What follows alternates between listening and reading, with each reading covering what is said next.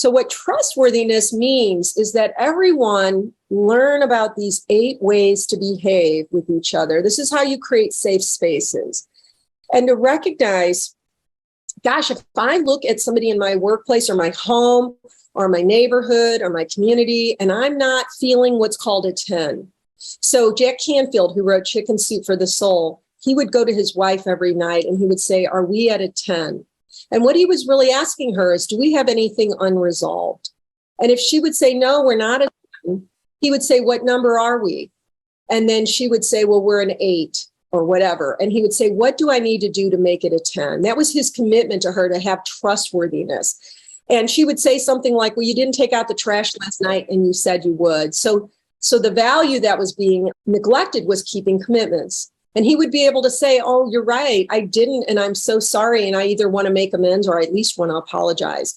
So when we work with clients, one of the things we're teaching them about making this trust foundational is that every month when they mentor with one another, one of the questions they ask over time is, do you have any relationships that are not a 10?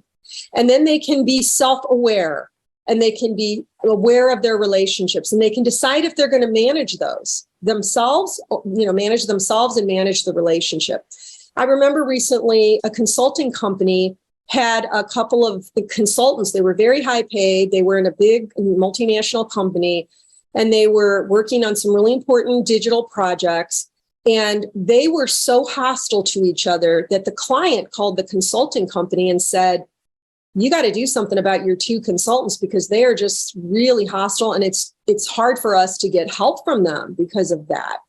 So they called me in to meet with these 2 consultants. And the first thing I said was, I want to first find out where you are with your trustworthiness. And of course, because they were unfamiliar with this, they immediately said, we don't want to do that. We just want to talk about the client that we're working with. And I said, no, we're starting here. So I said, on a scale of 1 to 10, I want you to write down individually what number you would give this, the quality of this relationship, explaining that a 10 is nothing unresolved. And, a 1 or 2 is like, it's almost hopeless.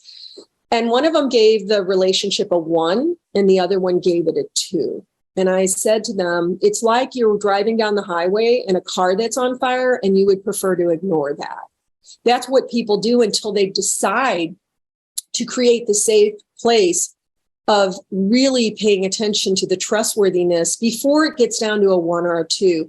Because what happened with them, and it happens with everyone, is once you let it go all the way down to almost hopeless, one of them said, I'm only doing 1 of these things wrong, and the other person's doing 6 of these wrong. And the other person said, no, I'm only doing 2 things wrong, and he's doing 7 things wrong. So we really expand our own virtues, and we also expand the faults of other people. And we really go heavy duty into blaming when we've allowed our trust to go down from a 9 to a 7 to a 4 to a 1. So it's really an important way to really keep that trust high and to learn all the tools to know how to fix what's broken and to learn how to pace yourself that you build it up as quickly as you can, but within reason. I like how in Lifeworks we break it down into what it actually means and that we get very specific information on how to show up as trustworthy. Because if we don't have the same definition, then we can't get anything done. So it really, really helps to all be speaking the same thing. And we go over those 8 values that build trust over and over whenever we talk about Lifework. So it hammers in. And I just naturally talk to other friends and say, oh, where are you not being this, or where are you not being that? Or I talked to somebody today and said, oh, that was so nice. He was so straightforward in disclosing. And it gives everybody hopefully a sense of what trustworthiness really means. I don't just accept that, oh, that's just the way this person is, or that's just the relationship, or we just don't get along well. I can go further than that now because I know it's totally possible for anybody to have trust. And I know, how there's diagnostics, like somebody asked about the symptoms.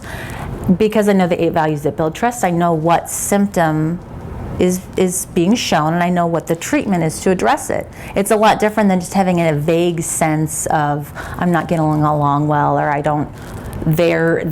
or assigning them some kind of motive that might not be true. They might be acting that way because I'm not showing up in some way, or they might not know that I want something for more trust. So having that spelled out gives a lot more distinct actions that I can take to build it up again. So I do know immediately when it's not working, and I see it everywhere now, and I can make it better.